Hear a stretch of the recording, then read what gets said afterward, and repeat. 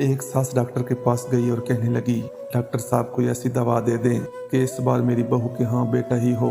2 बेटियां पहले हो चुकी हैं, अब तो बेटा ही होना चाहिए। डॉक्टर ने सुकून से जवाब दिया, मेडिकल साइंस में ऐसी कोई दवा मौजूद नहीं। सास फौरन बोली, अगर आपके पास नहीं तो किसी और डॉक्टर का ही बता दें। डॉक्टर ने नरमी से कहा, आपने शायद मेरी बात गौर से नहीं सुनी। मैंने ये नहीं कहा कि मुझे दवा का नाम नहीं आता, मैं कह रहा हूँ कि मेडिकल साइंस में ऐसी कोई दवा है ही नहीं। इसी दौरान लड़की का ससुर बोला, लेकिन फलां लेडी डॉक्टर तो कहती है कि। डॉक्टर ने बात काटते हुए कहा, वो जेली डॉक्टर होगी। ऐसे दावे जेली पीरों फकीरों और नाम नेहाद हकीमों का काम है, ये सब धोखा है। फिर लड़की का शोहर बोला, तो क्या हमारी नस्ल नहीं चलेगी?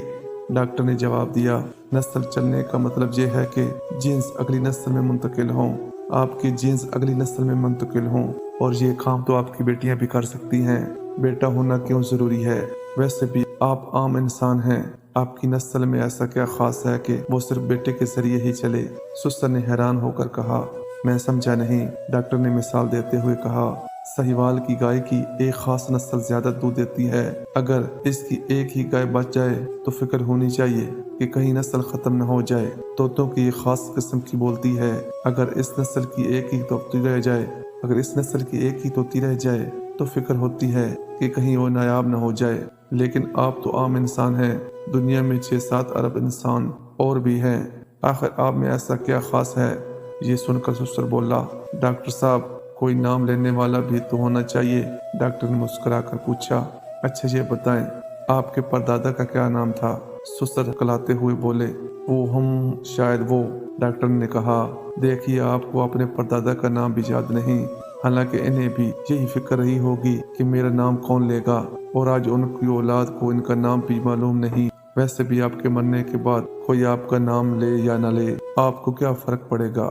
कब्र में पड़ी हड्डियों को किस चीज का सुकून मिलेगा? डॉक्टर ने मजीद कहा, अल्लामा इकबाल को गुजरे कितने बरस हो गए, मगर आज भी इनका नाम जिंदा है।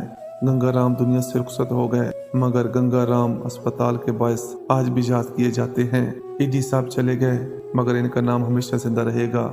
और सबसे बढ़कर रसूल अकरम सल्लल्लाहु अलैहि वसल्लम की मुबारक जिंदगी देखिए, अल्लाह ताला ने आप सल्लल्लाहु अलैहि वसल्लम को बेटे अता फरमाए, मगर इन्हें वापस बुला लिया और 3 बेटियों के जरिए पूरी दुनिया में आप सल्लल्लाहु अलैहि वसल्लम की नस्ल को फैला दिया। आखिर में डॉक्टर ने कहा, लिहाजा बेटी और बेटे में फर्क ना करें, बेटा नेमत है तो बेटी रहमत है। पोस्ट अच्छी लगे तो दोस्तों में जरूर शेयर